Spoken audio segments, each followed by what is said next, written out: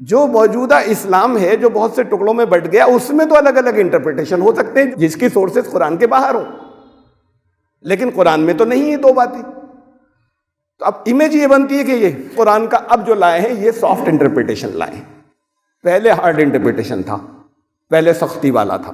یہ جتنی چیزیں مل رہی ہیں کہ ہارڈ انٹرپریٹیشن کی قرآن کے، یہ سب ہمیں ملی ہیں قرآن کے باہر سے، اور ان کو ہم نے صحیح سمجھ لیا ہے، قرآن کے خلاف ہے۔ Subscribe the channel and press the bell icon to never miss a video. الحمدللہ الحمدللہ الذی لہ حمدا کثیرا کما امر واشہد ان لا الہ الا اللہ وحدہ لا شریک لہ واشہد ان سیدنا و نبینا و مولانا محمدا عبدہ و رسولہ۔ برادران کرام، اسلام کے بارے میں کہا جاتا ہے، اور خاص طور سے قرآن کے بارے میں، کہ دو ورژنز ہیں اسے سمجھنے کے، ایک ہارڈ لائنرز کا ورژن، ایک سافٹ لائنرز کا، ایک اس کے انٹرپریٹ کرنے کا یا اس کو سمجھنے کا یا مفہوم یا مطلب نکالنے کا، یعنی اسی سے نکلتا ہے۔ یہ جو شدت پسند ہیں وہ اس سے ایک مفہوم لیتے ہیں، اور جو معتدل لوگ ہیں، ذرا پیسفل ہیں، وہ اس سے دوسری طرح کا مطلب نکالتے ہیں۔ یہ بہت عام بات ہے آج کل، غیر مسلموں کی طرف سے اس طرح کی بات۔ ایک واشنگٹن پوسٹ میں ایک آرٹیکل آیا جنوری کے آخر میں، بلکہ آخری تاریخ میں 31 جنوری کو۔ واشنگٹن پوسٹ کی ایک نامہ نگار ہیں جو مڈل ایسٹ کو، سعودی عرب کو، اس کو، لبنان کو اور ترکی کو کور کرتی ہیں، سارا ڈالوک، ان کا ہے وہ آرٹیکل اس کے اندر، جس میں انہوں نے لکھا کہ سعودی عرب میں بڑی خوشگوار ایک تبدیلی آ رہی ہے، اس کے باوجود کہ ایک طرح کی تبدیلی تو ذرا اچھی نہیں ہے کہ وہاں پر یہ سختی اور حکومت کے خلاف کچھ بول سکنا، یا اس سلسلے میں سختیاں بڑھ رہی ہیں، رائے کی آزادی کم ہو رہی ہے، لیکن اسلام کی جو توجیہ ہے یا انٹرپریٹیشن ہے، اس میں ایک زمانے سے، ایک عرصے سے سعودی عرب میں جو شدت تھی اب اس میں کمی ہو رہی ہے، اور یہ ایک بڑی خوشگوار تبدیلی ہے، یہ انہوں نے لکھا اس میں۔ لیکن 2019 سے یہ سلسلہ شروع ہوا، بہت سی تبدیلیاں ہوئیں، اسکولوں کے بچوں کے جو کورس ہیں اور کتابیں، ان کے سلیبس یا نصاب میں ان کو شروع سے یہ چیزیں پڑھائی جاتی تھیں، تو پھر وہ بڑے ہونے کے بعد ایک خاص ذہنیت لے کر بڑے ہوتے تھے۔ اب اس کے اندر تبدیلی کی گئی ہے سب جگہ، سلیبس کی سب کتابوں کے اندر، اور بڑی نمایاں ان کا کہنا یہ ہے کہ تبدیلیاں ہیں، بہت خوشگوار ہیں۔ یہ 2019 سے یہ سلسلہ شروع ہوا، اور ابھی بالکل سمجھ لیں کہ جنوری کے بعد فروری ہی کے مہینے میں تبدیلیاں اور ہوئیں نصاب کی کتابوں میں یا سلیبس میں بچوں کی۔ تو ظاہر ہے کہ جنہوں نے تبدیلیاں کروائیں، کیا ہوئیں تبدیلیاں، میں ابھی بتاتا ہوں جو انہوں نے لکھا۔ لیکن ظاہر ہے کہ جنہوں نے یہ حکم دیا، جن کے حکم سے وہ بچوں کا ذہن کیسے بنایا جائے، اس میں جو کتابوں میں جو کچھ سلیبس میں جو کچھ تھا، جنہوں نے یہ حکم دیا ان کی سوچ بدلی، یا انہوں نے کچھ اور فیصلے کیے، اور وہ بڑوں پر بھی اسی حکم کو نافذ کریں گے۔ ہاں، اتنا فرق ہوتا ہے کہ بڑوں کے اوپر تو ایک فتویٰ یا حکم، حکومت کا حکم، آدیش، وہ آتا ہے کہ لوگ کیا کریں اور کیا نہ کریں، بچوں کے ذہن بنائے جاتے ہیں اور اس کے ساتھ وہ بڑے ہوتے ہیں۔ اور یہ بہت امپورٹنٹ بات ہے کہ چھوٹی عمر سے جو بچوں کی ذہن سازی ہوتی ہے، اب یہاں ہو رہی ہے، سب سے پہلا کام یہ کرتے ہیں جب کوئی ایک نئی آئیڈیالوجی کے لوگ حکومت میں آتے ہیں، تو وہ اسکولوں کے لیول سے سلیبس بدلتے ہیں، اور جو ان کی سوچ ہے اس کے حساب سے وہ سلیبس پھر فریم ہوتا ہے کہ جب یہ بڑے ہو جائیں تو کوئی ان پر زبردستی اس کے خلاف کچھ قانون نافذ کرے تو چپ رہ سکتے ہیں وہ، لیکن ان کی ایک ذہنیت تو بن چکی ہوگی کہ ہے کیا، صحیح کس بات کو سمجھتے ہیں، وہ بچپن سے دیا جاتا ہے۔ اور بہت افیکٹو ہوتا ہے۔ تو انہوں نے لکھا، سارہ دارک نے، اس نے واشنگٹن پوسٹ کے اندر، کہ وہاں سعودی عرب میں ایک 2019 سے شروع ہوئی، اور ابھی پھر نیا جو ان کا سیشن ہے، وہ یہ نیا سیشن شروع ہوتا ہے اس کے بعد سے، حج کے بعد سے، ذوالحجہ وغیرہ کے بعد سے، کہ وہ ادھر پھر اور تبدیلیاں کی گئیں۔ ان تبدیلیوں میں جیسے انہوں نے کہا کہ یہ اسلام کا ایک انٹرپریٹیشن ماڈرنسٹ یا ماڈریٹ یا ماڈرن انٹرپریٹیشن ہے۔ ماڈریٹ کہتے ہیں معتدل، اعتدال کا، عدل والا، میڈیم، اور ماڈرن تو آپ سمجھتے ہیں۔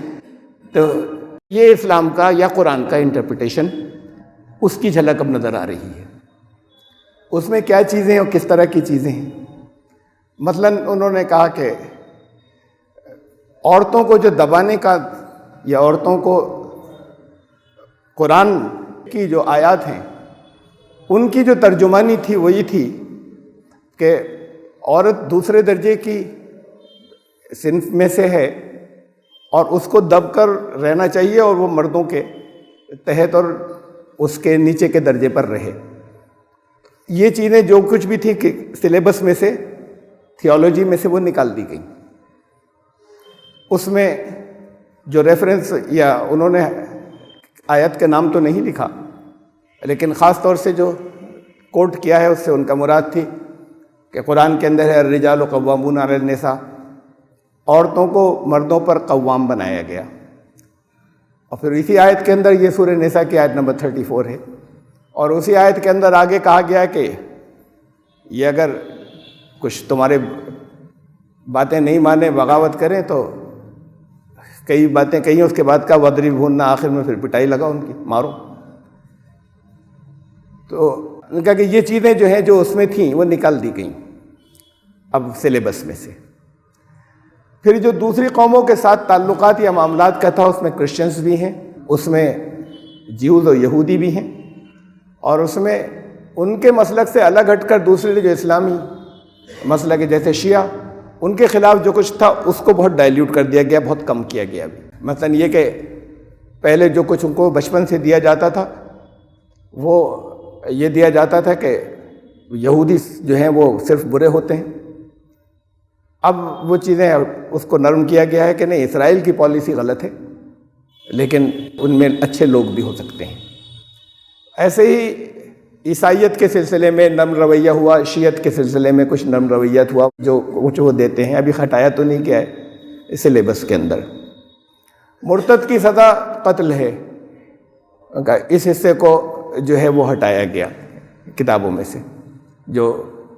تو یہ تھیولوجی یعنی دینیات جیسے کہتے ہیں، یہ سبجیکٹ جو پڑھایا جاتا ہے بہت کم عمر سے پڑھایا جاتا ہے، یہاں آپ کے یہاں اتنا عام نہیں ہے، لیکن جہاں پر یہ مدارس ہیں تو وہاں پہ بھی بچپن سے نصاب ہوتا ہے۔ یہاں کا نصاب کچھ اور طرح کا ہوتا ہے، لیکن یونیورسٹیوں میں دینیات کی یا مسلم تھیولوجی یا سنی تھیولوجی یا شیعہ تھیولوجی کے سیکشنز ہوتے ہیں، تو وہاں پر کس لیول کی چیزیں کس اسٹینڈرڈ یا کس کلاس میں آئیں، ہر جگہ الگ الگ ہے۔ وہاں سعودی عرب میں کافی شروع کی اسٹیج سے یہ چیزیں جو ہیں وہ ان کی تھیولوجی کے اندر یا ان کی دینیات میں آتی تھیں یا آتی ہیں، تو ان چیزوں کے اندر جو ہے وہ کافی رد و بدل ہوا، کچھ ہٹا دی گئیں، کچھ کا سافٹ انٹرپریٹیشن جو ہے، کچھ توجیہ جو ہے وہ نرم یا معتدل وہ لے کر آئی گئی۔ اس میں ہیں اور بعض چیزیں اور بھی ہیں، مثلا جادو کی سزا جو ہے وہ موت تھی، ہم جنسی کی سزا جو ہے وہ سزائے موت تھی، یہ سب بھی جو ہے وہ اس میں سے نکال دیا گیا ہے، اور یہ بھی سب تھیولوجی میں تھا۔ مطلب علماء کے فتووں کی بات نہیں ہو رہی ہے، ان کی کتابوں کی یا کورس کی بات نہیں ہو رہی کہ یہ سب چیزیں جو ہیں وہ بچوں کو معلوم ہوتی تھیں یا پڑھائی جاتی تھی۔ اب یہ الگ الگ اسٹینڈرڈز کے اندر ہوں گی مختلف چیزیں، ان میں سے اور بھی چند باتیں ہوں گی جو میرے ذہن میں نہیں ہیں، جس کا انہوں نے ذکر کیا کہ یہ اتنی تبدیلیاں جو ہیں یہ بہت خوشگوار ہے کہ اب یہ مزاج بدل رہا ہے اور اسلام کے سافٹ انٹرپریٹیشن پر آ رہا ہے۔ مسئلہ جو یہ سافٹ انٹرپریٹیشن اور ہارڈ انٹرپریٹیشن کا ہے، ہاں اس میں یہ بھی تھا کہ یہ جو موجودہ دور کے جو لوگ اپنے آپ کو جہادی کہتے ہیں ان کو ایک ہیرو بنانا اور ان کی تائید کرنا، اس میں اس طرح کی چیزیں بھی تو وہ حصہ جو ہے وہ ہٹایا گیا۔ اس میں سے شاید کوئی ایک بات بھی ایسی نہیں ہوگی جس کو بہت تفصیل سے میں نے مختلف الگ تقریروں میں کہا ہے، جب مختلف موقعوں پہ قرآن کے درس آئے ہیں، جہاں میرا درس ہوتا ہے اس میں رکھی ہیں باتیں، اور یہاں خطبوں میں رکھی ہیں۔ میرے خیال سے کوئی موضوع اس میں ایسا نہیں ہوگا جو یہاں خطبے میں نہیں آ چکا۔ اب اسے پھر سننے والے یہ کہیں کہ یہ تو اسلام کا ماڈریٹ انٹرپریٹیشن ہے جو یہ دیتے ہیں، اور جو اس کے خلاف دیتے ہیں وہ ہارڈ لائنرز ہیں، وہ اس کی توجیہ جو ہے وہ سختی والی کرتے ہیں۔ اور لکھا انہوں نے اس آرٹیکل کے اندر کہ اصل میں قرآن جو آیا وہ آرکائک عربک میں تھا۔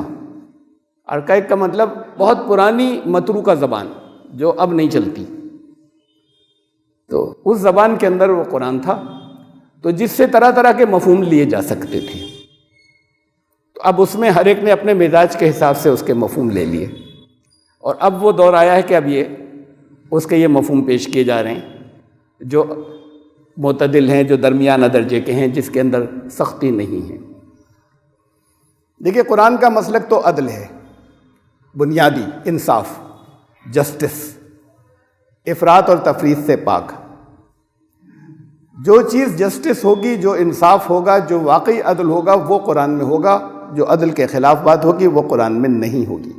اس سے جو نکالی جا رہی ہے تو پھر غلط ہوگی، اگر کوئی کسی بھی طریقے سے کہیں بھی نکال رہا ہے۔ اور عدل بھی نیچرل جسٹس، یعنی فطری انصاف، جسے ہر آدمی سنتے ہی کہے کہ یہ تو انصاف کی بات تو یہ ہے، ایسا کیسے ہو سکتا ہے، یہ فلاں بات تو جسے ہر ایک یہی کہے کہ یہ فلاں بات تو ناانصافی کی ہے، اگر کوئی نیوٹرل ہے تو وہ against principle of natural justice ہوگی، فطری انصاف کے اصول کے خلاف، اور دین فطرت کی نہیں ہوگی۔ یہ تو الگ سے میں نے ایک اصول کی بات کی، ایک عام بات آگے ہوگی۔ مختصر بغیر تفصیلات میں جائے، کیونکہ اس میں سے جو میں نے بہت سی باتیں کہیں، ان میں سے ہر ٹاپک ایسا ہے جس پر الگ سے پورے خطبے ہوئے، تو اس کی تفصیلات ہیں۔ ان میں یہ جو 7-8 چیزیں میں نے بیان کی ابھی، لیکن مختصر بہت شارٹ میں ہر ایک کے بارے میں رکھ دیتا ہوں۔ مرتد کی سزا قتل، بہت تفصیل سے اس کے اوپر فل خطبہ ہے، لیکن صرف ایک آیت میں رکھ رہا ہوں کہ قرآن نے کہا۔ بات یہ ہے کہ کیسا ہارڈ انٹرپریٹیشن، کون سا ہے ہارڈ اور سافٹ دو انٹرپریٹیشن؟ تو پھر قرآن تو کتاب ہدایت بچے گی ہی نہیں اگر اس سے جس کا جو دل چاہے مطلب نکال لے۔ اس سے میں نے کچھ مطلب نکال لیے، کسی اور نے کچھ مطلب نکال لیے، کچھ سختی کرنے والوں نے کچھ مطلب نکال لیے، کچھ وہ جو اپنے آپ کو جہاد کرنے والا کہتے ہیں، جہادی کہتے ہیں موجودہ دور کے اندر، کچھ انہوں نے مطلب نکال لیے۔ تو اگر اس سب کی گنجائش ہوتی، سب کی الگ الگ مطلب نکال لینے کی، تو پھر قرآن سے تو ہدایت لی ہی نہیں جا سکتی۔ یہ تو جس کا جیسا مزاج ہوگا وہ اس میں سے نکال لے گا۔ اور بہت معذرت کے ساتھ ہمارے غیر مسلم بھائیوں تک بات پہنچے گی کہ گیتا کو تو لوگوں نے کیا ہی، کہ اسی سے لوگوں نے جنگ نکالی کہ جنگ بہت ضروری ہے، اور اسی سے لوگوں نے، گاندھی جی نے امن نکالا، پیس اور شانتی۔ تو مختلف طرح کی، اور جس نے جس کا جیسا مزاج ہے اس کو جیسی چیزیں اس کی زبان میں مل گئی، یا وہاں سے انہوں نے اخذ کر لیا۔ اب وہی بات جو ہے قرآن کے بارے میں کہی جاتی ہے کہ جس کا جیسا مزاج ہو وہ اس حساب سے قرآن کو اپنے مطابق ڈھال کر پیش کر دیتا ہے۔ کیا یہ صحیح ہے؟ اگر صحیح ہے تو پھر کوئی ایبسولوٹ ہدایت اس سے نہیں ملے گی، یعنی یہ کہ ایک بات معلوم ہوگی کہ یہ صحیح ہے اور یہ غلط ہے۔ اب اس پہ امت میں جھگڑا ہو کہ نہیں قرآن کہہ رہا ہے یہ صحیح، دوسرا کہہ رہا ہے قرآن کہہ رہا ہے کوئی دوسری بات صحیح ہے جو اس سے مختلف ہے، وہ تیسرا کہہ رہا ہے کہ قرآن کے مطابق کوئی تیسری بات ہے جو صحیح ہے اور باقی غلط ہے، تو پھر فیصلہ کہاں سے ہوگا؟ اب فیصلہ کہتے ہیں کہ حدیثوں سے ہوگا، رسول اللہ صلی اللہ علیہ وسلم کی احادیث سے ہو سکتا تھا، اور اس سے یہ بڑی آتھینٹک بات ہے، بہت اہم بات ہے کہ قرآن کی تشریح سب سے زیادہ تو رسول اللہ صلی اللہ علیہ وسلم کو حق تھا کہ کریں، تو وہ جو کچھ کہہ دیتے وہ فائنل ہوتا، لیکن وہاں اختلافات ہیں، اور تھوڑے نہیں بہت ہیں، ان کی بنیاد پر الگ الگ مختلف مسلک ہیں احادیث کی بنیاد کے اوپر، بلکہ اصلاً صحیح معنوں میں قرآن کے الگ الگ انٹرپریٹیشنز یا قرآن کے الگ الگ ترجمانی کی وجہ سے یہ اتنے مسلک یا فرقے نہیں بنے، یہ الگ الگ حدیثوں کے انٹرپریٹیشن یا الگ الگ طرح کی حدیثیں جو ہیں ان کی بنیاد پر یہ اتنے مسلک اور فرقے بنے. تو اگر کوئی ایک ہی بات ہر مسئلے میں رسول اللہ صلی اللہ علیہ وسلم کی طرف سے آتی جو قرآن کے کسی ایک پہلو کی تشریح کر رہی ہوتی تو پھر وہ لازم تھا کہ سب لوگ اسی کے ذریعے اسے سمجھیں. لیکن وہاں پر بہت اختلاف ملتا ہے. اب جب یہ اختلاف ہوتا ہے تو بات یہ جو کچھ انہوں نے لکھا ہو تو لکھا، اس بات کو سمجھنے کی کوشش کریں. یہ تو اپنی جگہ کہ ہاں یہ خوشگوار تبدیلی ہے، کسی کی نظر میں ہوگی خوشگوار تبدیلی، ممکن ہے ایسے بھی لوگ ہوں جو کہیں کہ یہ تو بڑا برا ہو رہا ہے. یہ ایک الگ بات ہے، لیکن بنیادی باتیں جن چیزوں کا انہوں نے حوالہ دیا کہ تبدیلیاں کیا ہو رہی ہیں، اور پھر آخری بات جو کہ قرآن تو اصل میں ایسی زبان میں تھا کہ جو آرکیولوجی کی ہوتی ہے نا، آرکائک زبان میں، پرانی متروکہ زبان جو چھوڑ دی گئی، اب دوسری ہے کچھ زبان جو عربی ہے. تو اس میں یہ گنجائش تھی کہ طرح طرح کے لوگ مطلب نکال لیں اس کے اندر. تو یہ جو ہے یہ بہت اہم ہے، اور یہ بہت عام ہے، آج تک چلا آ رہا ہے، جو میں بھی تیسری بار کہہ رہا ہوں یہاں کہ ہارڈ لائنر اسلام، سافٹ لائنر اسلام. قرآن کا ایک انٹرپریٹیشن یا توجیہ جو ہے وہ تو متشدد لوگ لیتے ہیں اور وہ جو معتدل لوگ لیتے ہیں. یہ ایک عام بات آج کی دنیا کے اندر ہے. تو پھر قرآن اس کا مطلب کوئی ایک بات نہیں کہہ رہا کسی مسئلے کے اندر. اگر ایسا صحیح ہوتا تو جو کسی مسئلے کے اندر کوئی ایک بات نہیں کہے اس کا فیصلہ آخری کیسے مانا جائے، جب اس سے لوگ الگ الگ باتیں نکال لیا کریں. اور نکالی اور پھر الگ الگ بہت سے مسلک ہو گئے، اس کی بنیاد پر بہت سے فرقے ہو گئے. تو یہ ہے اصل چیز سمجھنے کی. جہاں تک اس کا سوال ہے کہ انہوں نے کہا کہ اب ایسا کر دیا، تو کب نہیں تھا. مثلاً مرتد کی بات تھی، میں بتا رہا تھا کہ قرآن نے کہا کہ ان الذین آمنوا ثم کفروا ثم آمنوا ثم کفروا ثم ازدادوا کفرا جو لن یغفر اللہ لہم ولا لیہدیہم سبیلا.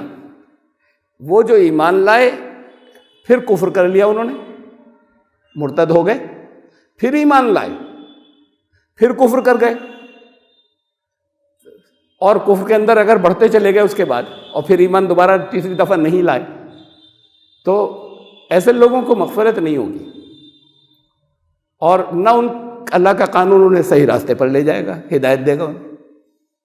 تو اگر ایک بار ایمان لائے پھر کفر میں چلے گئے، مرتد ہو گئے، پھر ایمان لائے، تو پھر ایمان اگر گردن اڑا دینے کا اسلام قانون دیتا، جو کہ قرآن میں کہیں نہیں ہے، اگر گردن اڑانے کا قانون دیتا کہ ان کی گردن اڑا دی جائے، تو یہ دوبارہ ایمان لانے کے بعد قرآن کیوں کہتا کفر میں گئے، پھر ایمان لائے، پھر کفر میں چلے گئے؟ تو یہ دو دفعہ اور تین دفعہ ایمان لانا اور چلے آنا، یہ خود اپنے آپ میں اس بات کی دلیل ہے کہ قرآن نہیں کہہ رہا کہ قتل کر دیا جائے. اور پھر اس پر تو تفصیلات ہیں، جو میں نے خطبے اور دیے ہیں ان پہ تفصیلات سن لیجئے گا، کہ قرآن تو اس شخصی زندگی میں آزادی دیتا ہے جہاں تک عقائد کا سوال ہے. صرف ان چیزوں پر سزائیں رکھی ہیں. یعنی سب سے بڑا جرم کیا ہے؟ ان الشرک لظلم عظیم، شرک کرنا سب سے بڑا ظلم ہے، تو جو شرک کرے اسے قتل کر دو. سب سے بڑا جرم تو یہ ہو گیا نا.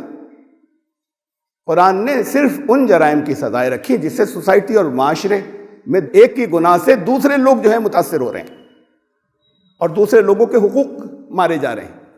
ان چیزوں کی سزائیں رکھی. باقی تو پھر اللہ کے یہاں پکڑ ہوگی ایمانیات کے اوپر. واضح کر دیا کہ حق آ گیا، قل الحق من ربکم، کہہ دو کہ یہ حق تو تمہارے رب کے پاس سے آ چکا. فمن شاء فلیؤمن، جس کا دل چاہے ایمان لائے، فمن شاء فلیکفر، جس کا دل چاہے کفر کرے. آزادی دی ہے، یہ لوگوں کی اپنی چوائس ہے. تو پھر یہی جب گڑبڑ ہوتی ہے تو پھر مسئلہ تقدیر بنتا ہے. اب اس کی میں بات کو ذکر کروں گا. تو اب اگر قرآن نے یہ کہا تو اس کا کیا سافٹ انٹرپریٹیشن اور کیا ہارڈ انٹرپریٹیشن؟ ایک ہی بات ہے. اس کے خلاف اگر قرآن نے کہیں کہی ہو تو دکھائیں کہ صاحب ہارڈ لائنرز اس سے یہ نکالتے ہیں کہ قتل کر دو. کہاں سے نکالتے ہیں؟ قرآن سے الگ کہیں سے نکالتے ہیں، جہاں سے بھی نکالتے ہیں. قرآن تو نہیں کہہ رہا. تو جو موجودہ اسلام ہے جو بہت سے ٹکڑوں میں بٹ گیا، اس میں تو الگ الگ انٹرپریٹیشن ہو سکتے ہیں جس کی سورسز قرآن کے باہر ہوں، لیکن قرآن میں تو نہیں ہے دو باتیں. تو اب امیج یہ بنتی ہے کہ یہ قرآن کا اب جو لائے ہیں یہ سافٹ انٹرپریٹیشن لائے ہیں. پہلے ہارڈ انٹرپریٹیشن تھا، پہلے سختی والا تھا کہ مرتد کی سزا قتل ہے. عورتوں کے معاملے میں کہ وہ تو دب کر رہے ہیں، کچل کر رہے ہیں. عام مزاج ہے ہمارے ہاں، میں عام کہہ رہا ہوں، سب نہیں کہہ رہا، کہ وہ لوگ جو بہت دیندار اکثر کہلاتے ہیں ان کا یہ ہوتا ہے کہ اسلام کہہ رہا ہے کہ دبا کر رکھو، کچل کر رکھو، سارے اختیارات مرد کے ہیں. اس کی وجہ سے اب موجودہ دور کے اندر ڈیورسز ہونے لگی ہیں. بھی کل ہی ایک سپریشن کی بات میرے سامنے آئی، اور سب کچھ ٹھیک ہے، ہر بات پہ مطمئن ہے، لیکن یہ ہو رہا ہے کہ وہ بہت دیندار ہیں شوہر جو ہے. تو دینداری یہ ہے کہ اپنے دین کی وجہ سے وہ یہ سمجھتے ہیں کہ عورت کو تو ایسے ٹریٹ کرنا چاہیے جو 2 نمبر کے اوپر، جو جیسے منہ سے نکالا وہ اس کو ہر قیمت پر ماننا ہے. تو اس کی اپنی کوئی رائے اختیار نہیں ہے. اس پر بھی بہت سے اپنے خطبے ہو چکے ہیں، میں انہیں نہیں لا رہا. آیت کا حوالہ دیا رجال، مطلب جو بات کہی انہوں نے وہ جس آیت کے اندر ہے جہاں سے لی جاتی ہے، جیسے میں نے کہا آیت نمبر 34 سورہ نساء کی، مردوں کو عورتوں پر قوام بنایا گیا. قوام کا ترجمہ کر لیتے ہیں حاکم بنایا گیا. ہوتا ہی نہیں یہ ترجمہ، کسی ڈکشنری میں نہیں ملے گا، اوریجنل ڈکشنری کے اندر کہیں نہیں ملے گا. حاکم خود ایک عربی کا لفظ ہے، تو حاکم لفظ آتا. قوام کے مطلب ہے حفاظت کرنے والا، جسے ذمہ دار بنایا گیا، اسے اسٹینڈ دینے والا، اس کو قائم کرنے والا، اس کی ضرورتوں کا خیال رکھنے والا. اس کو زیادہ ضرورت ہے سیکیورٹی کی کہ دوسرا اسے سیکیور کرے. مردوں کو سیکیورٹی کی ضرورت نہیں کہ عورتیں ان کو سیکیورٹی دیں. تو عورتوں کو ضرورت ہے کہ وہ دیں، تو انہیں قوام کا یہ مطلب ہے ان کو قائم کرنے والا. اب اس کا ترجمہ جب حاکم کر دیا جائے گا تو اسی میں پھر آگے چلتا ہے. پھر اگر گڑبڑ کرے، پہلے کیا کرو بات کرو، پھر انہیں مارو. وَاضْرِبُوهُنَّ، میں یہاں تفصیل سے رکھ چکا ہوں اس لیے نہیں ڈیٹیل میں جا رہا. ایک لفظ ہے جس کے بہت سے ترجمے ہوتے ہیں. آپ کون سا لیں گے؟ وہ لیں گے جو اس کے پورے قرآن کے مزاج. جب ترجمہ حکومت کر لیں گے تو پھر وہاں پہ لیں گے مارو انہیں. جب ترجمہ یہ لیں گے کہ ایک ذمہ دار جو اس کی حفاظت کرے، نگرانی کرے، اسے قائم کرے. جب ترجمہ یہ لیں گے جو کہ صحیح ترجمہ ہے، حاکم اس کا ترجمہ ہی نہیں ہے، تقریباً سب جگہ لیا جاتا ہے، یعنی بڑی تعداد ایسا کرتی ہے، تو حاکم تو پھر پٹائی لگا سکتا ہے. اور ایک ذمہ دار جو ہے، جو اس کو سٹینڈ دینے والا ہے، کہا کہ پھر وَاضْرِبُوهُنَّ، انہیں ایکسپلین کرو. قرآن میں یہ لفظ اس معنی میں بہت جگہوں پہ آیا ہے، بہت آیات کے اندر. سمجھاؤ، ایکسپلین کرو، دلیلیں دو ٹھیک سے کہ کیا ہوگا اس کا انجام، ایسے زندگی کیسے ٹھیک چلے گی. تو یہ آرگو کر کے صحیح دلیلوں کے ساتھ سمجھاؤ. یہ بھی اس کے معنی اسی لفظ کے. قرآن میں بہت جگہ اس لفظ کے یہ معنی آئے ہیں، میں تفصیل میں نہیں جا رہا. تو اب یہ ہوتے ہیں انٹرپریٹیشنز الگ الگ. جب ایک لفظ کا ترجمہ ہم نے غلط کر لیا، اب اس سے مطابقت رکھنے والی چیز لے لیں گے. یہ چلی آ رہی تھی. قرآن نے مردوں اور عورتوں کو ایک دوسرے سے ڈیفرنٹ بنایا، ان کو مختلف بنایا، ایک جیسا نہیں بنایا. مختلف بنایا تو مختلف ذمہ داریاں دی اور مختلف رائٹس دیے. حقوق آتے ہیں ذمہ داریوں سے، ان کی ذمہ داریاں الگ ہیں، اس کے مطابق ان کے حقوق ہیں. مرد کی ذمہ داریاں الگ ہیں، اس کے مطابق اس کے رائٹس ہیں. یہ ایک دوسرے سے مختلف ہیں، یہ ایک جیسے نہیں ہیں. ایکول اجر میں برابری جو ہے وہ اچھائی اور نیکی کے کاموں کے اجر کے اندر، ان بہت سی چیزوں کے اندر ہے. اب مثلا انہوں نے یہ جو جہادی، اب جو آج کل جگہ جگہ جو IS ہے اور اس طرح کے جو واقعات ہیں، اگر صحیح ہیں تو بڑی تعداد کے اندر انہوں نے جو یزیدی فرقہ ہے اس کے عورتوں کو اٹھا لیا، اور بہت چونکہ وہ لوگ کم تعداد میں ہیں، اور ان کو انہوں نے جگہ جگہ جو ہے وہ ان کو ریپ کیا، بلکہ کہا یہ دین کے مطابق ہے، یہ غیر مسلموں کے ساتھ تو بالکل جائز ہے. اس طرح کے واقعات آتے رہے، مجھے نہیں معلوم کہاں تک درست ہیں، لیکن یہ تو ہوتا ہی رہا ہے. یہ بالکل درست ہے کہ صومالیہ میں اور اس میں اور بوکو حرام، یہ لوگ بڑی تعداد میں لڑکیوں کو اغوا کر کے لے گئے اٹھا کر، بہت عرصے تک رکھا. کچھ اس میں سے بچا کے واپس آئیں، اور انہوں نے اپنی داستانیں بتائیں. یہ سب تو صحیح اور درست ہے، اس میں کوئی پروپیگنڈا نہیں ہے.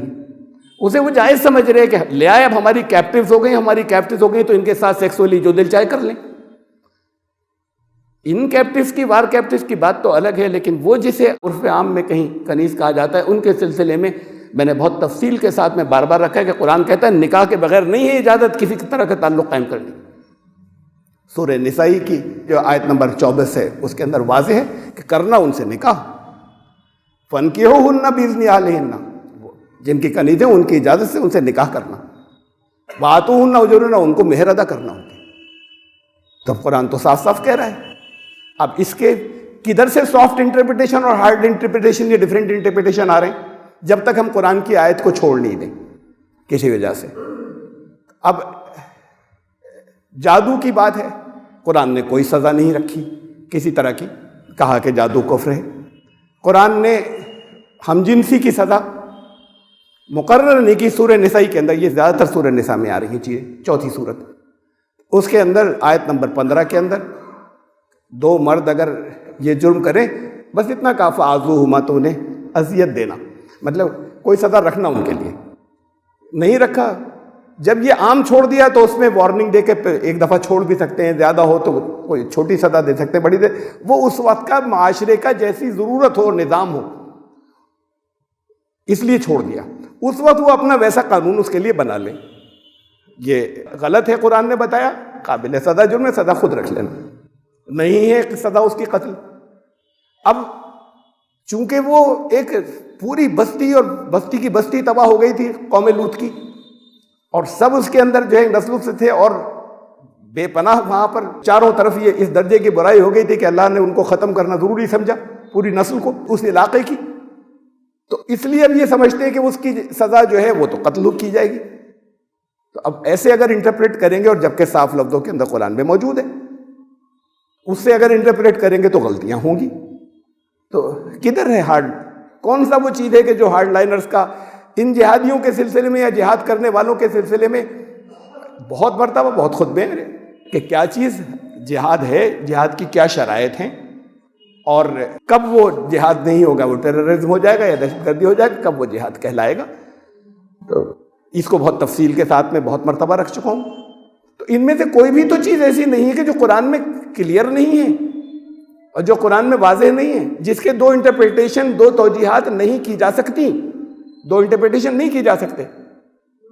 لیکن وہ بات یہی کہ سب 2 انٹرپریٹیشن یا 2 توجیحات قرآن کی، ایک سافٹ لائنرز، ایک ہارڈ لائنرز۔ ایسا کیوں ہوتا ہے؟ اور ساتھ میں یہ آ گیا کہ آرکائک لینگویج، یہ پرانی اور متروکہ زبان ہے۔ آج کے عرب کی زبان کچھ اور ہے، قرآن کی زبان کچھ اور ہے، اس سے کچھ مختلف ہے۔ کیا قرآن اس زبان میں ہوتا تو زیادہ صحیح ہوتا؟ تو یہ جو زبان ہے آج کے دور کی، یہ ایسے ہی ہے جیسے قرآن اگر اردو میں ہوتا، قرآن اگر انگلش میں ہوتا، قرآن اگر جرمن میں ہوتا۔ یہ قرآن کا معجزہ ہے کہ وہ اس زبان کے اندر تھا، جس زبان میں تھے وہ زبان آج تک قرآن کی موجود ہے، اسکولوں میں موجود ہے، جگہ جگہ اداروں کے اندر موجود ہے۔ وہ زبان ختم نہیں کی جا سکی۔ خالی یہی نہیں کہ اس کو لوگ جو ہے وہ بس پڑھنا خالی سیکھ لیتے ہیں، بلکہ وہ زبان جاننے والے وہ الگ ہے، موجودہ عربی زبان الگ ہے جو آج بولی جاتی ہے عرب کے اندر، لیکن وہ زبان زندہ رہی، ہمیشہ علم والوں میں رہی، اور قرآن تو کہتا ہے ہر ایک میں زندہ رہنا چاہیے۔ لوگ کیوں نہیں سیکھتے اسے؟ یہ تو ان کی کمی کی بات ہے، لیکن کبھی وہ زبان مردہ نہیں ہوئی، یہ تو بدلتی چلی جائے گی، وہ بدلی نہیں، وہ وہی ہے جو تھی۔ اب یہ اس کا معجزہ ہے کہ ایک لفظ کے لیے کسی ایک، مثلاً اونٹنی ہے، اونٹنے کے لیے 30 سے زیادہ الفاظ آتے ہیں اس زبان کے اندر۔ کتنی عمر کی ہو تب وہ کیا کہلائے گی، جب وہ بچے والی ہو تو کیا کہلائے گی، جب وہ صحرا میں جا رہی ہو تو کیا کہلائے گی، جب بستی میں ہو تو کیا کہلائے گی۔ اور ایک لفظ، یہ تو ہوا ایک لفظ کو ادا کرنے کے لیے بہت سے الفاظ، اور ایک یہ کہ قرآن کے کسی ایک لفظ کے بہت سے معنی، ایک ہی لفظ کے کئی معنی، الگ الگ مختلف معنی، جو ہر زبان میں ہوتا ہے لیکن اس میں بہت زیادہ ہے قرآن کی لینگویج کے اندر۔ یہ اگر نہیں ہوتا تو محدود الفاظ، لمیٹڈ ورڈز کے اندر بے پناہ معنوں کا سمندر نہیں ہوتا۔ اب ایسا کیوں نہیں؟ اب کیا اس کا یہ مطلب ہے کہ جس کا جو دل چاہے، جیسے دل چاہے معنی نکال لے اس میں سے؟ یہ ہے سوچنے کی بات کہ کون سے لیے جا سکتے، کون ایک وقت میں 2 3 بھی لیے جا سکتے ہیں، کون سے لیے جا سکتے ہیں، کون سے نہیں لیے جائیں گے، چھوڑے جائیں گے، جو اس لفظ کے لٹرل میننگ میں آ جاتا ہے لیکن چھوڑا جائے گا اور نہیں لیا جائے گا۔ اس کے لیے کچھ اصول ہونے چاہیے، جو قرآن میں دیے ہوئے بعض اصول، ان کو کہیں کہیں بیان کیا جاتا ہے لیکن ان پر عمل نہیں ہوتا۔ مثلاً قرآن نے کہا کہ اللہ کی آیات کائنات میں بھی ہیں، اور اللہ کی آیات جو ہیں وہ قرآن کریم کے اندر الفاظ کی شکل میں بھی ہیں۔ ان فی خلق السماوات والارض واختلاف اللیل والنہار لآیات لأولی الالباب، کہ آسمانوں اور زمین کی کریشن میں اور دن اور رات کے تبدیلیوں اور چینجز کے اندر اللہ کی آیات ہیں، اور قرآن کی بہت بڑی تعداد کے اندر جگہ جگہ اللہ نے مختلف مناظر، مختلف چیزیں اور اللہ کے کائنات کے اصول اور جو اس کی تخلیق کی پرماننٹ چیزیں ہیں ان کو دکھا دکھا کر اور بتا کر کہا کہ اس میں بھی اللہ کی آیت ہے. بہت سے اصول بتائے، کہا اس میں بھی اللہ کی آیت ہے. تو یہ آیات جو ہیں یہ کائنات میں بھی ہیں، ہمارے چاروں طرف بکھری ہوئی ہیں. آیات الفاظ کی شکل میں اللہ کی آیات قرآن کے اندر بھی ہیں. اللہ کی آیت سے ٹکرا نہیں سکتی. تو جو چیز طے شدہ، ثابت شدہ حقیقت ہو، ایسے نہیں کہ جو اندازے اور تھیوریز ہیں، جو ثابت شدہ عقیدت ہو، جس کی بنیاد پر ایکسپیریمنٹس کر چکے، تجربے کر چکے، اس کی بنیاد کے اوپر کہ آپ کو معلوم ہے کہ دنیا کے کس حصے کے اندر اب سے کتنے کچھ سال کے بعد فلاں تاریخ کو دنیا کے کس حصے کے اندر سورج کس وقت نکلے گا، کوئی غیب کا علم ہے کیا؟ یہ اللہ کی آیات جو کائنات کے اندر ان کا مطالعہ کر کے معلوم ہو گیا.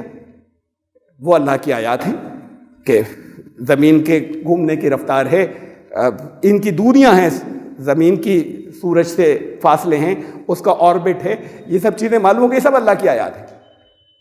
اب یہ ثابت شدہ آیات ہیں، اس لیے کہ اس کی بنیاد پر آپ آج سے 1000 سال بعد کا بتا سکتے ہیں سورج گرہن کب، کہاں پر، کتنے بجے شروع ہوگا، اور وہی ہوتا ہے، ایڈوانس میں بتا دیا جاتا ہے. اللہ کی آیات سے یہ الفاظ کی شکل میں جو اللہ کی آیات ہیں ان میں کلیش نہیں ہے، ٹکرائیں نہیں. اللہ کی آیات دو الگ الگ باتیں نہیں کہتی. قرآن نے کہا کہ اس میں تضاد نہیں ہوتا، یہ تضاد تو غیر اللہ کا کلام ہوتا تو ہوتا. لو کان من عند غیر اللہ لوجدوا فیہ اختلافا کثیرا، اگر یہ غیر اللہ کا کلام ہوتا تب تمہیں جگہ جگہ اس کے اندر تضاد و کنٹرڈکشن ملتے، نہیں ملیں گے. اب کہیں ہم نے کسی روایت سے، کسی حدیث سے قرآن کی کسی آیت کو منسوخ کر دیا جو ہمارے یہاں ہے. جب منسوخ کر دیا اور حکم ہی ختم ہو گیا تو پھر اب وہ ہدایت کم سے کم وہاں تو نہیں بچی.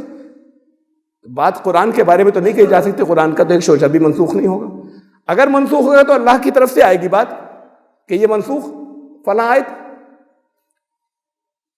23 سال کے اندر جو کلام نازل ہوا اس میں کیا ایسی آیتیں ہوں گی کہ بعد کے آنے والے وہ پہلے کے عمل قابل عمل نہیں بچی؟ زمانہ بدل گیا 23 سال کے اندر، اب یہ آیت ہے قابل عمل تو پچھلی منسوخ کینسل، تو پھر ہمیشہ ہر دور میں منسوخ ہوتی چلی جائیں گی. جب 23 سال میں ایسا ہو سکتا تھا تو اب تک کینسل ہونی چاہیے. پھر کیا ایسی چیزیں سیکریٹلی رسول اللہ صلی اللہ علیہ وسلم کے پاس آئیں گی کہ جو اعلانیہ اللہ نے کلام بھیجا تو اب ان کے پاس سیکریٹلی بھیج دیا کہ اس آیت کو اس سے منسوخ کر دیجیے اپنی بات سے؟ یہ لفظی استعمال نہیں کیا پوری زندگی رسول اللہ صلی اللہ علیہ وسلم نے کہ فلاں آیت منسوخ، کہیں نہیں، ایک دفعہ بھی نہیں، ہے ہی نہیں، کر بھی نہیں سکتے. تو اللہ کے کلام پر عمل کرانے آئے تھے، چل کر دکھانے آئے تھے، اللہ کے کلام کو کینسل کرنے نہیں آئے تھے. یہ بات کے لوگوں نے کیا ہے، یہ بات کے لوگوں نے کیا کہ وہ جو بات رسول اللہ صلی اللہ علیہ وسلم نے فرمائی تھی وہ تو قرآن سے ٹکرا رہی ہے، اس لیے قرآن کی آیت کینسل. ٹکرا ہی نہیں سکتی. اگر ٹکرا رہی ہے تو وہ بات حضور صلی اللہ علیہ وسلم نے نہیں فرمائی، چاہے جیسی بھی اس کی سندیں ہوں. وہ نہیں کہہ سکتے ایسی کوئی بات جو اس کے خلاف ہو. اللہ کا کلام جو ان کے ذریعے انسانوں کو دیا گیا. اس موضوع پہ میں بہت کچھ کہہ چکا ہوں، اس لیے تفصیل میں نہیں جاؤں گا. ناسخ و منسوخ بہت کچھ آیا ہے ثبوتوں، تفصیلوں اور حوالوں کے ساتھ میں. تو یہ چیزیں اب ہوتا کیا ہے کہ جب ہم باہر سے لیتے ہیں جو چیزیں، وہ جب قرآن کے خلاف نہ ہو تو ٹھیک ہے، ہم رسول اللہ صلی اللہ علیہ وسلم کی ہر وہ بات چاہے وہ ضعیف حدیث کہلاتی ہو لی جائے گی، عمل کیا جائے گا. یہ ضعیف وغیرہ کچھ نہیں جب تک یہ ثابت نہیں ہو جائے کہ جھوٹی ہے، بشرطے کہ وہ قرآن کے خلاف نہ ہو. یہ ایک اصول آئے گا کہ کائنات کی ثابت شدہ آیتوں کے خلاف قرآن کے کوئی معنی نہیں لیے جائیں گے. کسی حدیث سے، کسی رسول اللہ صلی اللہ علیہ وسلم کے کسی کتھت قول سے قرآن کی کوئی آیت کینسل نہیں کی جائے گی. ہم مفہوم تو لیں گے وہاں سے، نماز ہم کہتے پڑھیں، پروسیجر رسول اللہ صلی اللہ علیہ وسلم نے کر کے دکھایا، ہم وہیں سے لیں گے. لیکن وہ چیزیں جو واضح قرآن کے خلاف ہیں وہ نہیں لی جائیں گی. یہ ہم تک غلط پہنچ گئی. یہ نہیں ہوگا کہ ہم قرآن کی آیت کو کہ اس کی وجہ سے یہ ہوئے انٹرپریٹیشن ساری. یہ جتنی چیزیں مل رہی ہیں کہ ہارڈ انٹرپریٹیشن کی قرآن کے، یہ سب ہمیں ملی ہیں قرآن کے باہر سے، اور ان کو ہم نے صحیح سمجھ لیا ہے، قرآن کے خلاف ہے. مثلا میں 2 مثالیں دوں گا یہاں جو ہمارے یہاں بڑے واقعات گزرے کچھ. مثلا یہیں سے سعودی عرب سے 2010 میں ایک فتویٰ آیا، وہ وہاں کے بڑے عالم تھے، سرکاری طور پر جو عالم مقرر ہیں ان میں سے تھے، شیخ عبیقان ان کا نام تھا. انہوں نے فتویٰ یہ دیا کہ یہ مسئلہ رضاعت کبیر کہلاتا ہے روایات یا حدیثوں کی زبان کے اندر. انہوں نے فتویٰ یہ دیا کہ وہ عورتیں، مرد اگر کہیں پر ایسا ہو کہ ان کو ساتھ ساتھ کام کرنا ہو تو وہ عورت اپنا دودھ پلا دے مرد کو، تو پھر اب یہ کیا ہوگا، رضائی بھائی ہو جائیں گے، دودھ شریک بھائی بہن ہو جائیں گے. اب یہ نامحرم نہیں بچے، محرم ہو گئے. اس پر بڑا ہنگامہ ہوا. تو صرف انہوں نے نہیں دیا، انہوں نے تو ساتھ میں یہ بھی اور کہا، ایسے جسمانی طور پہ نہیں بلکہ وہ نکال کر کسی برتن میں دے دے اور یہ پی لے. ایک دوسرے ہیں وہیں پر اسی وقت انہوں نے کہا نہیں حدیث میں ایسا کچھ نہیں ہے، اسی کے سینے سے پیے. تو اب پوری دنیا میں ہنگامہ ہوا، اس پر ہونا چاہیے. اور انہوں نے تو بہت مذاق اڑایا غیر مسلموں کہ یہ کہتا ہے اسلام، یہ مسلم کی روایتوں میں ہے، اس لیے انہوں نے فتویٰ دیا تھا بڑے ہو کر. اب قرآن کیا کہہ رہا ہے؟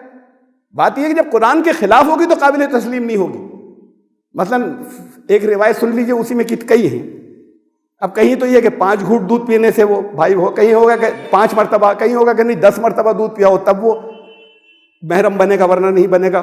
روایت کبیر کہلاتا ہے بڑے ہو کر. حضرت عائشہ نے بتایا کہ سالم مولا جو ہیں وہ حضرت ابو حذیفہ نے ان کو بچپن سے پالا تھا. تو ان کی اہلیہ نے آ کے معلوم کہ رسول اللہ صلی اللہ علیہ وسلم کے پاس آئیں، کہا کہ یا رسول اللہ یہ میرے گھر میں بچپن سے پالا تھا، آتے جاتے ہیں، اب میرے ہسبینڈ کو برا لگنے لگا، شوہر کو، حضرت ابو حذیفہ کو. تو رسول اللہ صلی اللہ علیہ وسلم نے ان سے کہا، یہ اس روایت کے اندر ہے، استغفر اللہ. تو وہ انہوں نے کہا، رسول اللہ صلی اللہ علیہ وسلم نے ان سے کہا کہ تم ان کو دودھ پلا دو. تو ان سے کہا ان کی وائف سے. اس پر یہ ہوا کہ انہوں نے کہا یا رسول اللہ وہ تو بڑے ہیں، داڑھی بھی ہے. تو اس پر رسول اللہ صلی اللہ علیہ وسلم مسکرائے یہاں سے اور پھر انہوں نے پلا دیا دودھ. اب مسکرائے اور ہنسے بھی ساتھ میں، یعنی مذاق اڑانے کی کس حد تک دنیا کو مذاق اڑانے کا موقع دیں. بھئی اگر کوئی سنجیدہ مسئلہ بتا رہے ہیں تو بتا دیں، ساتھ میں یہ کہ اس کے اوپر ہنسے اور مسکرائے بھی. قرآن کیا کہہ رہا ہے؟ ایسا تھوڑی ہے کہ وہ چیزیں، یعنی اتنی وحشت کی جو چیزیں ہوں گی یہ نہیں ممکن ہے کہ وہ لے آئی جائیں اور قرآن کے خلاف نہ ہوں اور یہ کہا جائے صحیح حدیث ہے. اس سے پھر آیت کو آپ کا دل چاہے تو کینسل کر دیجئے، جس کی بالکل کوئی دنیا میں کوئی دلیل نہیں ہے کہ کینسل کر دی جائے گی. صرف بات کے لوگ کہتے ہیں کہ ہم کینسل کر دیتے ہیں، منسوخ، ورنہ قرآن کے اندر نہ کوئی دلیل ہے، نہ رسول اللہ صلی اللہ علیہ وسلم نے کبھی کہا کہ ایک بھی آیت کینسل ہوگی یا منسوخ ہوگی. قرآن کہتا ہے 3 جگہ. ایک جگہ کہا کہ حولین کاملین، ان کو مائیں جو ہیں وہ 2 سال دودھ پلائیں بچوں کو، بس، یعنی جس کے لیے بھی دودھ پلانا ہے وہ 2 سال ہے، 2 سال کے بعد نہیں.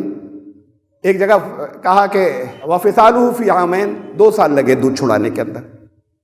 ہاں ایک جگہ یہ 2.5 سال کہا، 30 مہینے. یہ 2 جگہ تو 2 سال کی بات آئی. وہاں ہے وَحَمْلُهُ وَفِصَالُهُ، اس کی پریگننسی میں اور اس کا دودھ چھٹانے کے اندر 30 مہینے، 30 منتھس. تو 30 مہینے کا مطلب کیا ہوا؟ 2.5 سال. لیکن ساتھ میں ہے اس کی پریگننسی کو ملا کر 9 مہینے نکال دیجیے، کتنا ہوا؟ 21 مہینے. اس سے معلوم یہ ہوا کہ 21 مہینے سے تو شروع کر دے عادت ڈالنا، ایک دم سے نہیں چھوڑتا بچہ، لیکن 2 سال بعد دودھ نہیں پلایا جا سکتا. اپنے بچے کو نہیں پلا سکتے، غیر کو کیسے پلا دیں گے؟ جب قرآن کے خلاف ہے اور اس کو لے لیا گیا تو قابل ہنگامہ مچا ساری دنیا میں. بہرحال ختم کی گئی بات، ان کو شاید ہٹایا وٹایا بھی کیا. ایک یہاں پر ہندوستان میں ایک واقعہ ہوا 2005 میں، بہت مشہور کیس تھا. مظفر نگر کے گاؤں کی بات ہے. ایک لڑکی، اس کا نام عمرانہ تھا، انہوں نے ریپ کیا ان کے سسر نے. اب وہ فوراً پنچایت وہاں پہ گاؤں میں ہوئی، لڑکے نے شکایت کی تو پنچایت بیٹھی، گاؤں کی پنچایت، جو لوکل عالم تھے وہ بھی اس کے اندر. انہوں نے یہ کہا کہ اب اس کا تو نکاح ٹوٹ گیا، ہسبینڈ سے ٹوٹ گیا نکاح، ہسبینڈ سے تو ٹوٹ ہی گیا، اس کے جو پہلے سے بچے ہیں وہ بچے بھی اب اس ہسبینڈ کے نہیں مانے جائیں گے. تو بہرحال وہ دارالعلوم فتویٰ گیا، قریب میں ہے دارالعلوم دیوبند جو ہے مظفر نگر کے، تو وہاں پر گیا. تو انہوں نے کہا یہ بچوں والی بات تو غلط ہے، وہ اسی کے بچے رہیں گے، وہ اس کی بیوی بھی کہلائے گی. نکاح نہیں ٹوٹا لیکن وہ اس کے ساتھ میں اب تعلقات قائم نہیں کر سکتا، وہ ہسبینڈ شوہر اور بیوی کے تعلقات نہیں قائم کر سکے گا. اس پر پھر ہنگامہ مچا، یہ فتویٰ باہر آیا. تو اور پھر اسے ہوا کہ وہ جو مفتی صاحب کو بھی انہوں نے بیان کیا، انہوں نے ایسے ہی دے دیا تھا، وہ ہم نے مفتی صاحب کو نکال دیا ہے. اور اتنا ہنگامہ مچا اس کے اوپر کہ پریس میں آیا نا، ہنگامہ سے مطلب غیر مسلم پریس نے بہت اچھالا اسے. تو مسلم پرسنل لاء بورڈ بالکل چپ رہا، خاموش. بھائی بتاتے یہ غلط ہے، کہتے نا غلط، وہ نہیں کہہ سکتے تھے، اسے نہیں کہہ سکتے تھے تو چپ رہے کہ یہ تو بڑا سینسٹیو ایشو ہو گیا، حساس، اس میں نہیں بولنا چاہیے. تو وہ نہیں بولے. شاید ان کی نظر میں بھی ایسے ہی تھا کہ اب ہسبینڈ وائف کے وہ مجبور تھی. اب قرآن تو بہت واضح انداز کے اندر مجبور کو کہہ رہا ہے کہ اس کی کوئی مواخذہ نہیں ہوگا، اس سے کوئی پکڑ نہیں ہوگی۔ آیت نمبر 33 کے اندر ہے کہ جس عورت کو مجبور کر دیا جائے اس کی کوئی قصور نہیں ہے اور کوئی سزا نہیں ہوگی، تو سزا ہو گئی نا، دونوں کو الگ الگ جب کر دیا گیا۔ اور یہ اصول الگ ہے کہ کوئی بھی چیز ایسی ہو کہ جہاں پر کوئی استرار کی بات آ جائے، نہیں مجبوری ہو گئی، استرار اس کے بس میں نہیں تھا، تو فلا اسم علیہ، وہ گناہ گار نہیں ہوگی۔ اب قرآن تو کہہ رہا ہے واضح طور پہ یہ بات، لیکن اب یہ چلے اور ساری دنیا میں مذاق اڑا۔ کون سی چیز ہے جو ہارڈ لائنر انٹرپریٹیشن جسے کہا جائے کہ وہ صحیح ہے؟ جب وہ اس کی تشریح باہر کی ایسی چیزوں سے کریں گے جو قرآن کی بعض جگہ کے خلاف بیٹھے گا، خود قرآن میں اس کی تردید ہوگی جگہ جگہ، تب ایسی چیزیں آئیں گی کہ آپ نے اس بنا لیا انہیں کہ غیر مسلموں کو قتل کرو جہاں بھی ملے، تب وہ چیزیں آئیں گی۔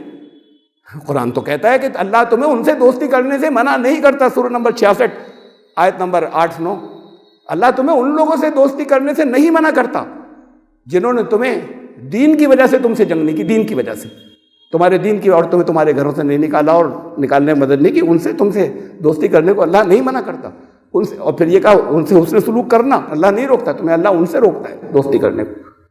یہ ایک گائیڈنگ پرنسپل ہو گیا۔ دوسری اور بہت سی جگہ کے جہاں کہا کہ دوستی مت کرنا یا دور رہنا، کہا کہ جو لوگ مذاق اڑاتے ہیں دین کا ان کی محفل میں سے اٹھ جانا، اس وقت تک جب تک وہ مذاق اڑانا بند نہیں کرتے، یعنی پھر بھی آ سکتے ہو دوبارہ، اصلاح کرنی ہے نا، جس کی اصلاح کرنی اسے قطع تعلق کر کے اصلاح کی جائے گی، جسے دعوت دینی ہے۔ قرآن کہتا ہے سب سے کہو آؤ تم سب آؤ، ہمارے تمہارے درمیان مشترک ہے، اور اس پر تو اکٹھے ہو جائیں۔ اب ہمیں جو روایات ملتی ہے وہ یہ ہوتی ہے کہ کہیں اگر مل جائے نا یہودی یا عیسائیوں میں سے اور تم ہو پاور میں، تو اس کو ذرا تنگ رستے پہ چلنے پہ مجبور کر دینا، چھیڑنا، ستانا، دبانا۔ یہ ہے اسلام کی تعلیم۔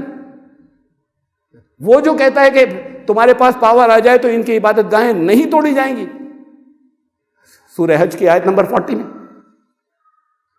تو یہ جو دو انٹرپریٹیشن والی بات ہے، قرآن کی وہ زبان تو موجزہ ہے، اس میں سے بہت سے مفہوم نکلیں گے، لیکن اس بات کا خیال رکھنا پڑے گا کہ وہ قرآن کے کسی دوسرے حصے سے نہیں ٹکرائے، کلیش نہیں ہو، اس لیے کہ قرآن نے کہا اس میں تضاد نہیں۔ پھر آپ لے سکتے ہیں مختلف حالات کے اندر مختلف، یہ موجودہ ہے مختلف چیزیں۔ مثلا ابھی میں نے آیت کا حوالہ دیا تھا نا، قید و حق آ گیا، جس کا دل چاہے دنیا میں سب نے یہ ترجمہ کیا ہے، کوئی دوسرا ترجمہ ممکن نہیں ہے۔ فمن شاء فلیؤمن، جس کا چاہے جو چاہے ایمان لائے، فمن شاء فلیکفر، جو چاہے وہ کفر کرے، انکار کر دے، چوائس ہے۔ مسئلہ تقدیر حل ہو گیا، کوئی جبر و قدر کی جو بات ہوتی ہے فائنل۔ لیکن اب بہت بڑی تعداد آیات کی وہ ہے کہ جہاں پر ہمارے یہاں ترجمہ ہوتا ہے کہ وہ جسے چاہے گمراہ کر دے اور جسے چاہے ہدایت دے دے، تو اب اللہ ہی گمراہ کرتا ہے، شیطان کافی نہیں ہوا گمراہ کرنے کے لیے، تو اللہ نے کہا نعوذ باللہ کہ اللہ بھی گمراہ کرے گا۔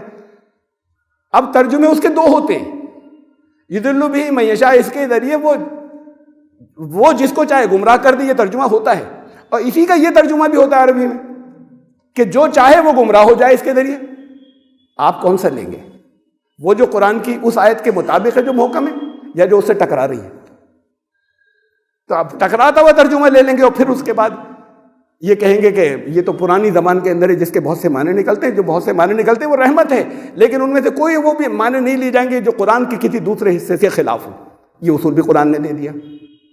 کوئی کسی طرح کا ایسا ممکن نہیں ہے کہ اس سے کوئی گمراہ ہو جائے، اس سے یہ ممکن نہیں ہے کہ اس کے الگ الگ انٹرپریٹیشن کر لیے جائیں مختلف۔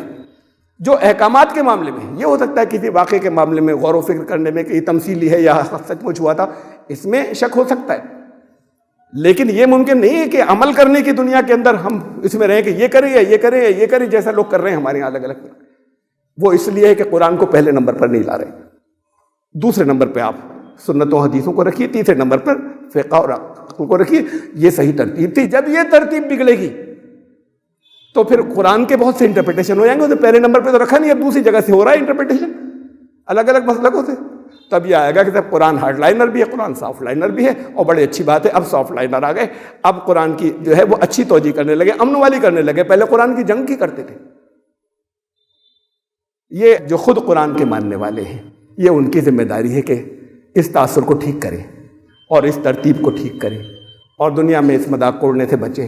اور یہ اپنے اسکرپچرز کے بارے میں تو وہ کہتے ہیں اس کی فلاں چیز آؤٹ آف ڈیٹ ہو گئی، قرآن کی تو کوئی چیز کبھی آؤٹ آف ڈیٹ نہیں ہوگی، یہ تو قرآن کا معجزہ ہے، تو پھر کیوں آؤٹ آف ڈیٹ آپ ہونے دے رہے ہیں؟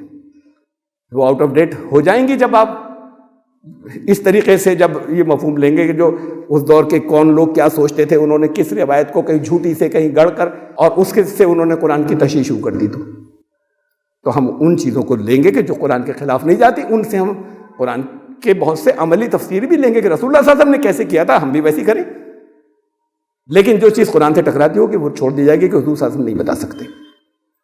یہ بہت بڑی بنیاد ہے، اور یہ کہی تو میں نے کئی مرتبہ یہ بات، لیکن اس پس منظر میں، اس کنٹیکس میں کہ اب یہ کہا جانے لگا ہے آج کل، اور وہ سعودی عرب والی بات کے اوپر آئی کہ اب یہ بڑی اچھی بات ہے کہ اب قرآن کا ماڈرن انٹرپریٹیشن ہو رہا ہے.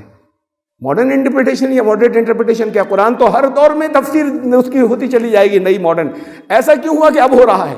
جہاں تک ماڈرن کا سوال ہے، ماڈریٹ والی بات تو کہ سخت یا ہارڈ وہ تو ایک ہی ہے، لیکن جہاں تک ماڈرن کا سوال ہے، نئے کائنات کے اصول معلوم ہوتے چلے جائیں گے، سائنٹیفک ڈسکوریز ہوتی چلی جائیں گی، قرآن ساتھ چلتا رہے گا. تو ہم ایسا کیوں کریں کہ کبھی اتنے درمیان میں نہیں رہے اور کوئی یہ کہہ رہا ہے بڑا اچھا ہو رہا ہے اب یہ کر رہے ہیں؟ یہ تو ہر دور میں قرآن آپ کو آگے لے کر جائے گا، بشرطے کہ اس کے آپ اللہ کی جو کائنات کے اندر آئے تھے ان کی آپ کو نالج ہو، اور ان کو آپ قرآن سے کو ریلیٹ کرتے رہیں. یہ بات خود قرآن نے کہی ہے، میں اپنی طرف سے نہیں کہہ رہا. سنوریہم آیاتنا، ہم دکھاتے چلے جائیں گے اپنی آیات، فی الآفاق، ان دا یونیورس، کائنات میں، وفی انفسہم، خود ان کی ذات کے اندر اپنی آیتیں دکھاتے چلے جائیں گے، حتی یتبین لہم انہ الحق، یہاں تک کہ ان پر لوگوں پر یہ ثابت ہوتا چلا جائے گا کہ اس کائنات کی آیتوں سے کہ اس کلام کی آیتیں حق ہے. یہ تو قرآن کو حق ثابت کرتی چلی جائیں گے، اس لیے تو ہر دور میں زندہ کلام ہے، آگے چلے گا. کہیں بیچ میں اس زندہ کلام کو مردہ کر دیا تھا، اب تو یہ اس طرح کی بات آئے گی صاحب ماڈرن انٹرپریٹیشن کی. تو ماڈرن اور ماڈریٹ یہ دونوں باتیں جو ہیں کہ آنا ماڈریٹ تو سرے سے غلط ہے کہ پہلے ہارڈ لائن نہ تھا اب ماڈریٹ. قرآن کا ایک ہی انٹرپریٹیشن ہے وہ احکامات کے معاملے میں. اور یہ بات ماڈرن انٹرپریٹیشن، تو ماڈرن تو ہمیشہ قرآن رہا ہے، قرآن تو آپ سے آگے رہا ہے، آپ نے اس کو پیچھے چھوڑ دیا تھا. جب پیچھے چھوڑ دیں گے تو پھر وہ فرسودہ ہو جائے گا، پھر وہ آؤٹ آف ڈیٹ ہو جائے گا آپ کی نظر میں، لوگوں کی نظر میں. ورنہ قرآن آؤٹ آف ڈیٹ نہیں، قرآن تو آگے چلتا ہے. تو اللہ تعالیٰ سمجھ کی توفیق عطا فرمائے، اور پھر ہم قرآن کی خدمت کر سکیں بجائے قرآن کو بدنام ہونے دینے کے، اور قرآن کو اسی لیول پر لے آئیں جیسے اور کتابوں کے ساتھ ہونے کا. یہ آؤٹ آف ڈیٹ تھا نا، پرانے دور کی بات ہے، آرکائک لینگویج میں تھا، اب چھوڑو اسے. اب یہ ٹھیک ہے کہ اس کو انٹرپریٹ کر کے اپنے حساب سے کر لو. آج کے دور کے حساب سے نہیں کر سکتے ہم اپنے حساب سے. جو وہ کہہ رہا ہے ایک ہی بات کہہ رہا ہے، پہلے بھی وہ بات جو کہہ رہا تھا وہ عدل کی تھی اور انصاف کی تھی، آج بھی جو کہہ رہا ہے وہ عدل کی اور انصاف کی ہے. اس میں کوئی دو باتیں نہیں تھیں. تو اللہ آپ کو قرآن کی خدمت کرنے کی توفیق عطا فرمائے. یہ غلط فہمیاں جو پھیلی ہوئی ہیں اس کے متعلق، ان کو ریموو کروانے کی آپ کوشش کریں اور اس کی توفیق عطا فرمائے. بارک اللہ لنا وفی القرآن العظیم انہ تعالی جواد کریم ملک البر.